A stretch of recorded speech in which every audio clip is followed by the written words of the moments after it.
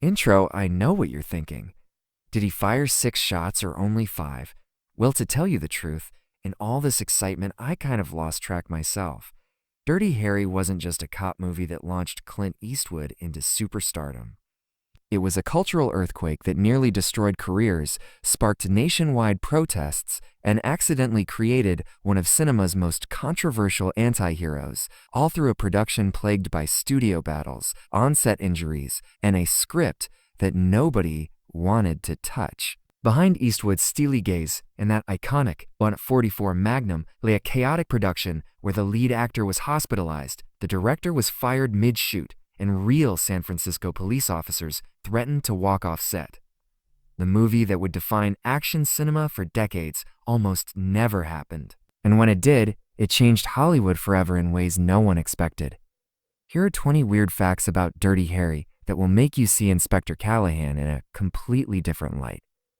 Plus, stick around for a bonus fact that reveals the shocking real-world crime that inspired the entire movie. Let's lock and load. Fact here's 1. Clint Eastwood wasn't the first choice. Frank Sinatra was supposed to be Harry Callahan. Yes, the chairman of the board. Warner Brothers had envisioned Old Blue Eyes as the tough-talking San Francisco cop. But when Sinatra injured his hand and couldn't properly grip the massive .44 Magnum, the studio panicked. They reached out to John Wayne, Steve McQueen, and even Paul Newman. Wayne turned it down because he thought the script was too violent. McQueen demanded script changes, and Newman outright refused, calling it a fascist filmmaking. In a last-ditch effort, an executive remembered Clint Eastwood, the spaghetti western guy. It wasn't Hollywood destiny. It wasn't Hollywood destiny. It was Hollywood desperation. Fact hash 2. The Zodiac Killer inspired the film. The Zodiac Killer terrorized San Francisco just 2 years before Dirty Harry went into production. The screenplay wasn't just fiction, it was adapted from a real-life horror. The Scorpio Killer in the film mirrored the Zodiac's methods: cryptic letters to newspapers, random shootings, and money demands. What audiences didn't know was that the Zodiac case remained unsolved during filming. SFPD Inspector Dave Toshi, who worked the Zodiac investigation, served as a consultant on the film. Watching Dirty Harry was both thrilling and haunting for him, knowing that the real killer might be watching too. Fact hash 3. Clint Eastwood nearly died during the rooftop chase. That rooftop pursuit wasn't movie magic. It was genuine terror. Eastwood insisted on doing his own stunts despite warnings about the crumbling buildings they were using. During one take, he leaped between 2 rooftops, but the landing surface gave way beneath him. He plummeted 12 feet through rotted wood and rusted metal, landing hard on concrete. He lost consciousness for several minutes and woke up with blood streaming from a gash on his forehead and a dislocated shoulder. But instead of going to the hospital, Eastwood demanded they keep shooting. Harry wouldn't quit, he reportedly told director Don Siegel. Neither will I. Fact hash 4. The studio tried to fire the director halfway through production. Don Siegel was a veteran director, but Warner Brothers hated what they were seeing. They thought Siegel was making the film too dark, too violent, and too controversial. The studio head, Ted Ashley, flew out to fire him. What saved Siegel was Clint Eastwood's intervention. Eastwood had final cut approval and threatened to walk off the picture if they fired his director. You fire him, you lose me, Eastwood told the executives. The studio backed down, but the tension remained. Fact hash 5. The famous "Oh, do you feel lucky?" scene was completely improvised. One of the most quoted lines in action movie history wasn't in the original script. Eastwood felt the dialogue was too wordy and asked director Siegel if he could try something different. What if Harry just cut through all the chatter with a single chilling line? What followed was a completely improvised monologue. Do I feel lucky? Quote, do you, punk? The crew was so stunned by the delivery that they burst into applause when Siegel called cut. That single moment became the blueprint for every action hero one-liner that followed.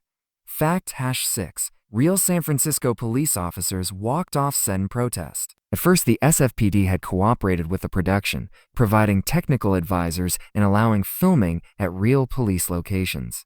But when officers read the script and saw early footage, many were horrified by Harry's vigilante methods. 3 weeks into filming, over 24 officers walked off set in protest. The police union representative called the film a dangerous misrepresentation of police work. This protest only fueled media attention and anticipation for the film. Fact #7. The .44 Magnum created a real-world gun crisis.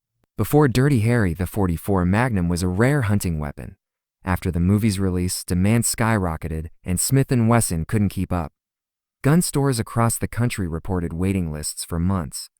But this created a real-world crisis, crimes involving .44 Magnum spiked, with many criminals citing Dirty Harry as their inspiration.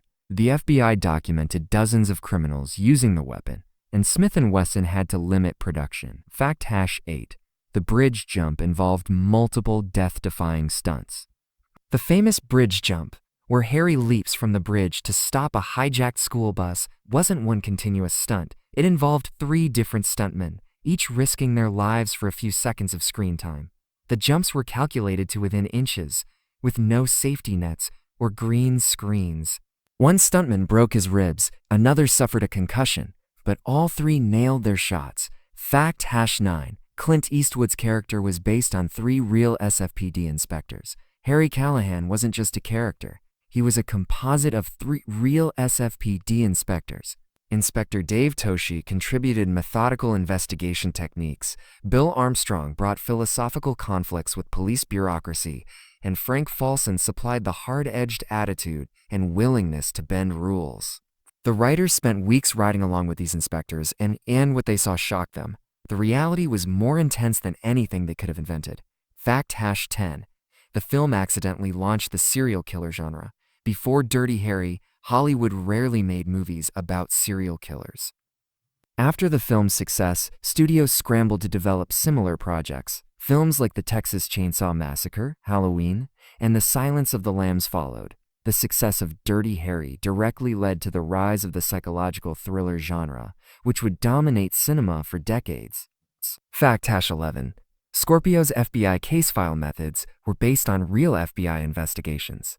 The chilling portrayal of the Scorpio killer was based on extensive research into real FBI criminal profiles. Andrew Robinson, who played Scorpio, spent weeks with FBI analysts studying serial killer behavior. The result was so disturbing that Robinson received death threats from moviegoers. He later revealed that playing Scorpio gave him nightmares for years. Fact #12. The famous police station scene sparked a constitutional law debate. When Harry forces information out of Scorpio without reading him his rights, the scene became a teaching tool in law schools across America. It illustrated the tension between effective police work and constitutional rights. The American Civil Liberties Union condemned the movie for glorifying police brutality, while law enforcement praised it for showing the frustrations of working within legal constraints. Fact #13. Eastwood's wardrobe choice created an iconic look by accident. Harry's signature look, brown leather jacket, dark slacks, and white shirt, wasn't designed by costume departments. Eastwood wore his own clothes to the first day of filming, and director Don Siegel liked the unpretentious working-class appearance. The leather jacket was Eastwood's own, and the shirt came from his closet. What became one of cinema's most copied looks was just Eastwood being himself. Fact #14. The bank robbery scene used real former criminals. The opening bank robbery scene was so realistic because casting director Tim Scudder recruited several former bank robbers to teach the actors proper robbery techniques. One former robber, who had served 10 years, worked as a technical consultant, helping the actors understand the psychology of armed crime. His insights transformed the sequence into a genuinely tense, realistic scene. Fact #15. The movie was banned in several countries. Dirty Harry was banned in multiple countries for promoting vigilantism. The UK initially refused to grant a certificate, and West Germany banned it entirely for 3 years. Critics argued it glorified police brutality, while supporters saw it as an honest portrayal of the frustrations within law enforcement. Fact #16. The hijacked school bus scene was inspired by real events.